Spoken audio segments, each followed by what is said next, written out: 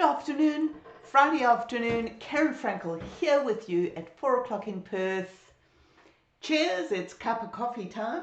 I am here to give you all a drawing lesson and get you all drawing about aerial perspective, and it is a method of creating the illusion of depth or recession as things recede in a painting or drawing by modulating color to simulate changes affected by the atmosphere on the color of things seen at the distance. What it's actually all about, even if you don't understand the science of it, I will explain. So between you, your eye, and the distance, there is a certain amount of atmosphere, the air around us. And generally it doesn't inhibit what we see, but we know if we've got a misty day, we can't see very far. I know in WA they often have prescribed burns where they are controlling the fire season, and we often get a smoke haze. I guess in some large cities like Beijing they get a smoke haze or a smog haze. I guess it's part of the same thing. But what you may not know is part of our atmosphere, even on a clean day, there are particles running around in the atmosphere and moisture. The Leonardo quote, "Colors become weaker in proportion to their distance from the person who is looking at them."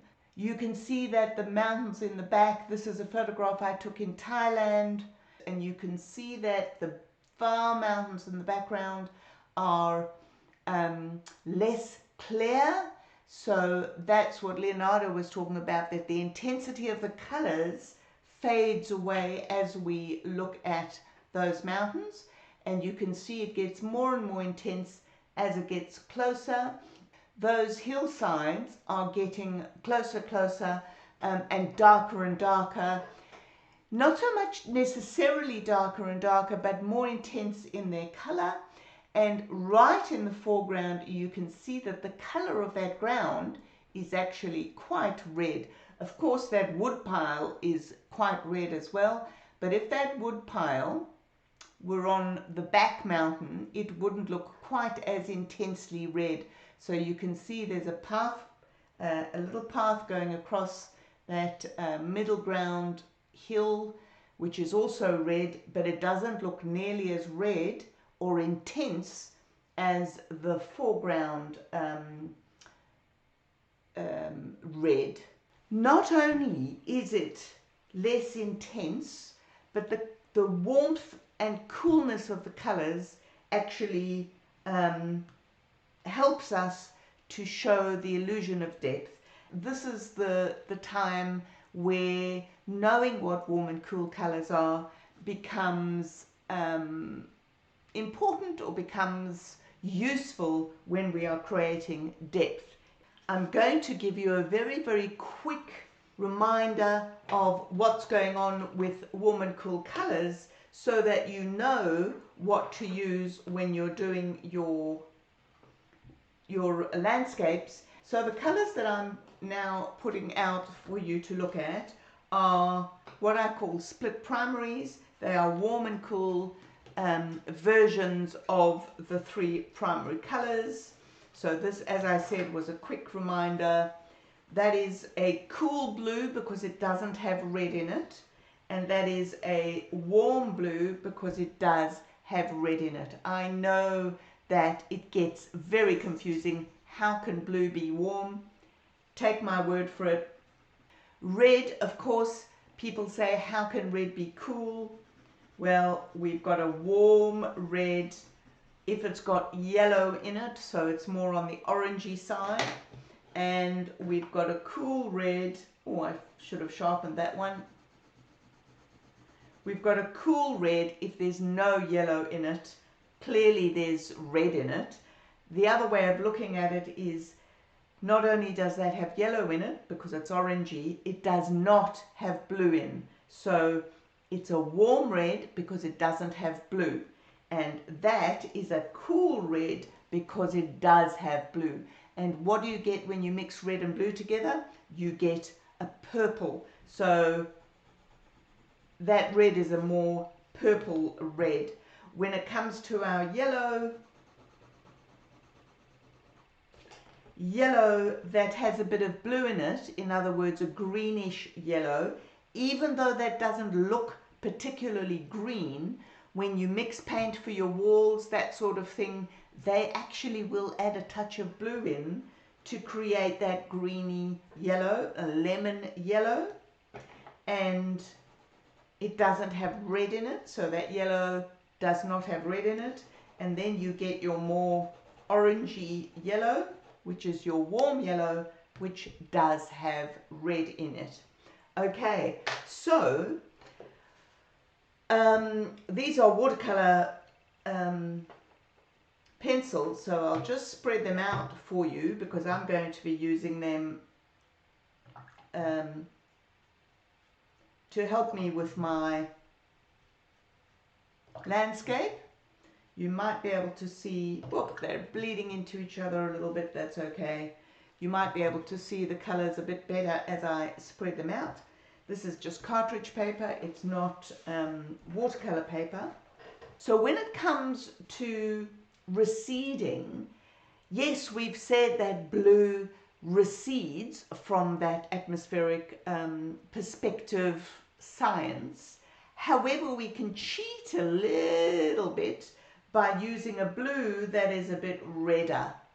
Okay, so when we are doing a landscape, the top of the sky is actually closer to us than the bottom of the sky, which is closer to the horizon, right? So we can actually use this ultramarine blue, which is the only warm blue really, at the top of the sky, and have it fade off into the cool blue, so that we have the illusion that the sky that's closest to us, furthest away from the horizon, has got that slightly reddish tinge. So we're contriving to give the illusion of depth using warm and cool colors. And then for our land portion, we can use, if we want to, have cool yellows, but you can also put cool greens in. So if I mix my cool yellow and my cool green, cool blue, I will get a cool green far in the background. And as that comes closer to me, I can start adding red. As this green comes down, I can add a warmer yellow. So this one is even warmer than that one. So this is an ochre yellow. You can see it's got a lot more red in it. So I'm adding that as it's coming down. And even if I add my reddish blue to it, okay, so I'm still working with yellow and blue making a green. I'm going to get, oh, let's use my real brush. I'm going to get that warmer green, which reads as if it's getting closer. And as it comes towards the red in the foreground, you can imagine that where's my pencil? You can imagine that if that's the horizon and the colors are going back, using the cool colors at the horizon, and I haven't added water to the sky. Let's do a bit of that. Look how rich that is.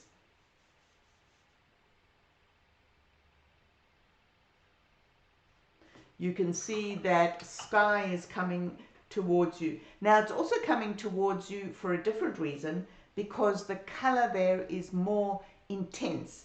I've loaded the color more there than I have here. And if you actually look at the sky at the horizon, there's very often no color there. It's just this white layer. So that's color perspective. So that's aerial perspective from a point of view of the light bouncing off the moisture and losing blue light and wavelengths and all of that science. But we also add to that some intensity. So even if I put greens, let's see, I'm trying to make my greens only out of yellow, only out of these primaries. So if I add blues, so this is a warm blue, and I add a warm yellow, it's a combination of more intense marks and warmer colors, and intense colors. So I've got my warm red there, and you can see how this is working. I hope that you can see how this is working. I'm kind of looking at thinking, let's make the grass in the front there a little bit more intense. As I said, this is not watercolor paper, so it is kind of coming through. It's not spreading particularly well, but that is the nature of using warm and cool, which is the science of the atmospheric perspective, and also the intensity that Leonardo da Vinci noticed, which said that the intense colors come forward and the less intense colors go back, or vice versa, meaning things right in the back that recede, things closest to the horizon, which is the furthest away, they are less intense, as is shown by this camera. Okay, cameras sometimes lie to us. In this particular instance, it's actually not too bad. It is absolutely showing us the less intensity. Occasionally, however, the camera will flatten things. So what I mean by that is the dark on this mountain, when I stood there, that probably wasn't quite as dark as that. And sometimes you will find a photograph that shows you a dark line at the back. Occasionally we will look out across the bay and we will see a very strong headland or end of the bay right on the distance on the horizon, and it will look very dark. If you want to improve that, make it a better picture, then you will need to moderate your colors to show that it is actually far away. I'm going to make myself a very light blue, and I have two different blues here. So I've got a cool blue and I've got a warm blue, which is a bit dirty. Yes, you can see that there's a difference there. So the warm blue is going to be at the top and the cool blue is going to be at the bottom. And I'm going to wet my paper a little bit to help with the flow. And of course my brush is wet already. So I'm going to start with my warm at the top. And I'm actually going to run it all the way down. Now the way in which you can make that layer of the mountains is by putting subsequent layers on your watercolor, but your watercolor has to be dry. The layers have to be dry. I didn't think this through, did I? The reason they have to be dry is so that when you come back with another layer, you can get that blue tinge like that. I nearly put my brush in my coffee.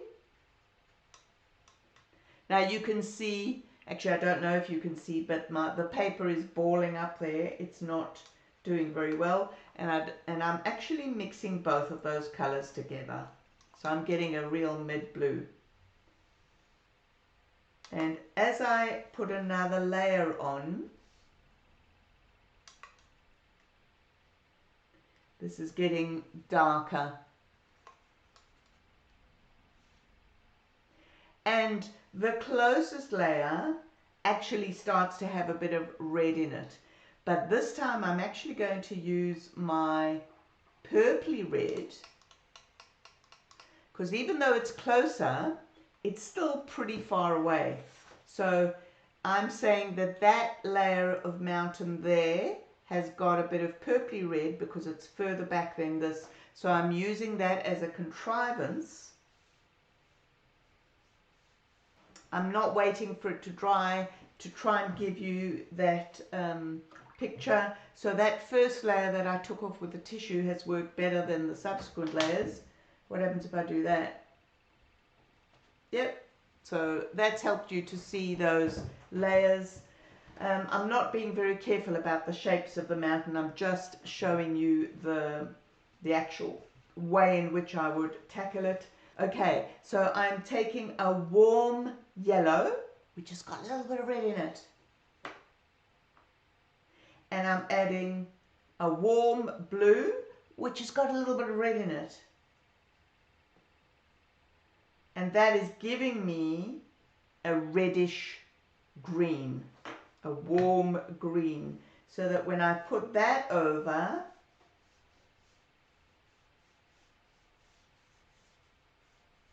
that is starting to come forward because I'm warming it up. Not only is it starting to come forward because I'm warming it up, but I'm actually trying, not very successfully, to put a thicker layer down, but the paper is not taking it particularly well. And also my background, are you learning from my mistakes? I hope so. The background I'm trying to leave more intense, less intense, but I've probably gone too intense there. Can you see? Not too bad a comparison. That's probably a little bit too red for the background, even though I said it was a cool red. And now I'm trying to intensify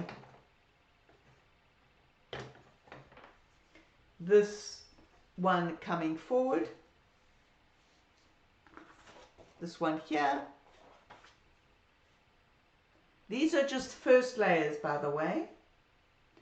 And clearly I should have dragged that one down, and it's not dragging down because it's not watercolor paper.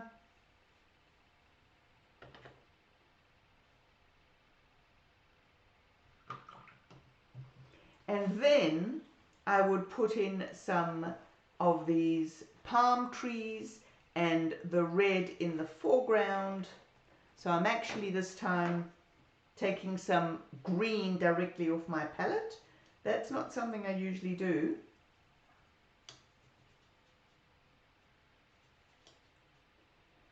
And I want to intensify the strength of that. Oh, that's a terrible green. Can you see that? So that's actually a cool green. It hasn't got any red in it. And that one is a warm green. It has got... So that is a terrible green to use for those palms. Can you see that the palm has actually got some lovely yellow in it? And because I know that yellow comes forward, I'm going to put my warm yellow in it. Sorry, I meant to say because I know that warm colors come forward, I'm not going to put my lemon yellow in. I'm going to put my orangey yellow in. And I am improving that color. Look at that. Okay.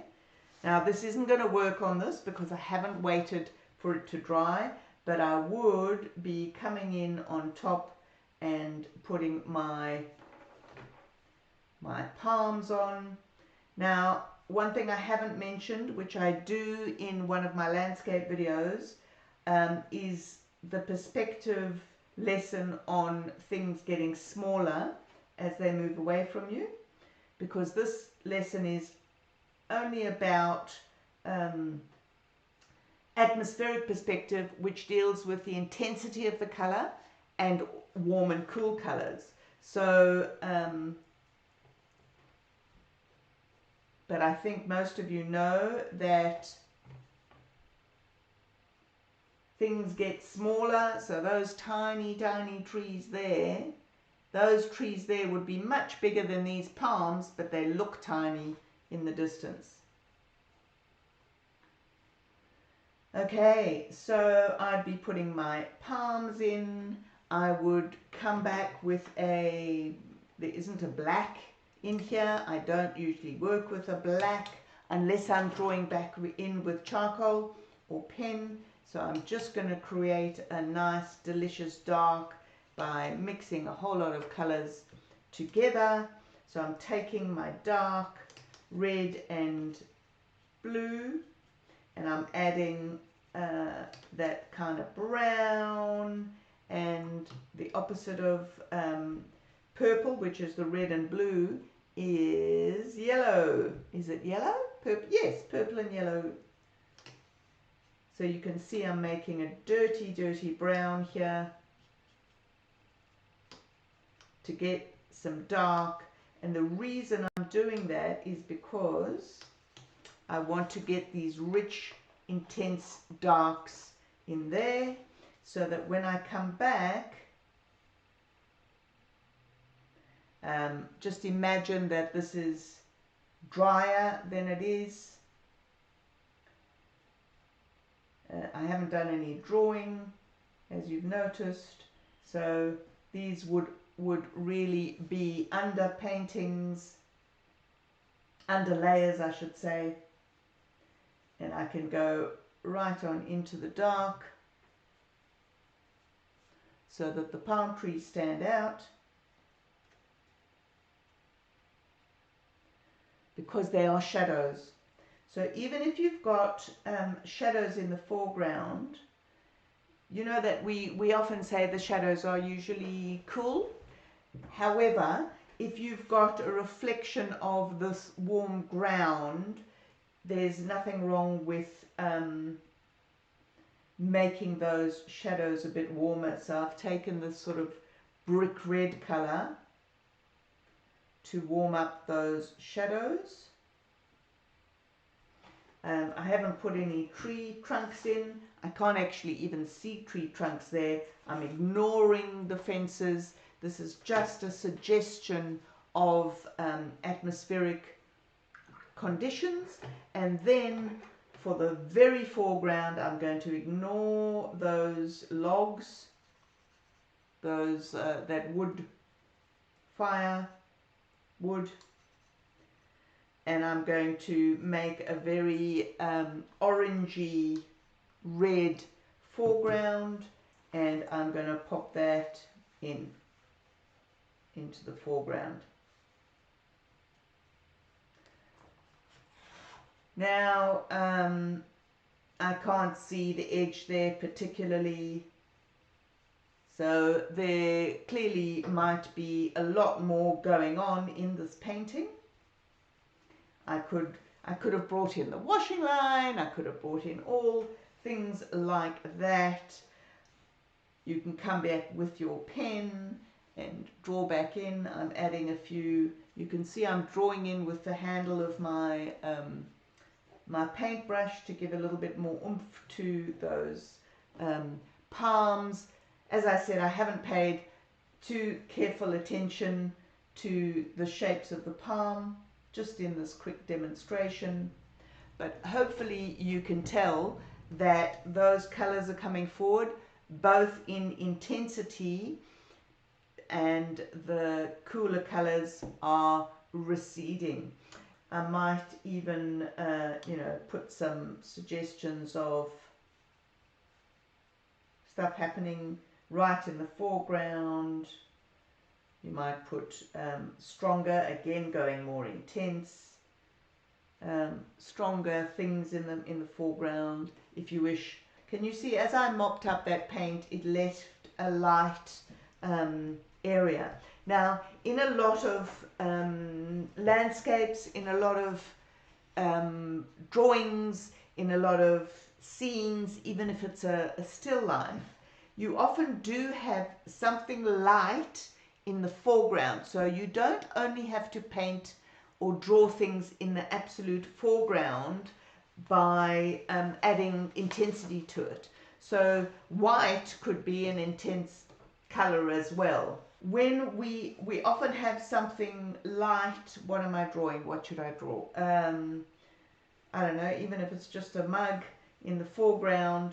I know I'm talking about a still life now. We often do have something light in the foreground and then a darker background which presents that as being in front. So sometimes when I give this lesson of aerial perspective and I say things are fade when they get into the distance, things are less intense when they get into the distance, and more intense, more you see more detail, that sort of thing in the foreground. It doesn't mean that everything in the foreground needs to be dark. So it's a little bit of a counterintuitive thing, what I've just said. So I can actually, look, rubbing away my paper, I can leave some things as light without having color, so they're not intense with color. And the background helps to bring those things forward. So that's a little bit of a conundrum when it comes to aerial perspective. But that light doesn't have to be cool or warm. So you can leave white paper, which is neither cool nor warm, and it will come forward and you can put your background. So I'm just bringing in my pencil. I had a watercolor pencil, where was it?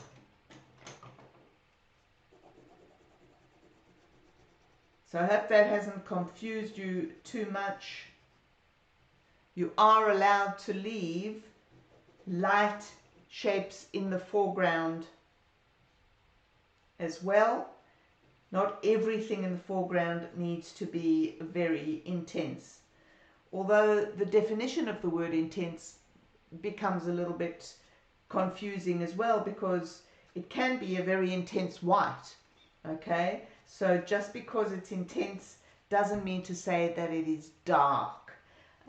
You could put a very light yellow in places and it's pretty intense, but it's not dark. So I hope if anyone was thinking about that, you weren't getting confused. So now I'm tearing my paper all to pieces. Thank you so much for joining me on another Friday afternoon. Karen Frankel signing out. Get drawing, keep drawing, do a little painting even. Bye-bye.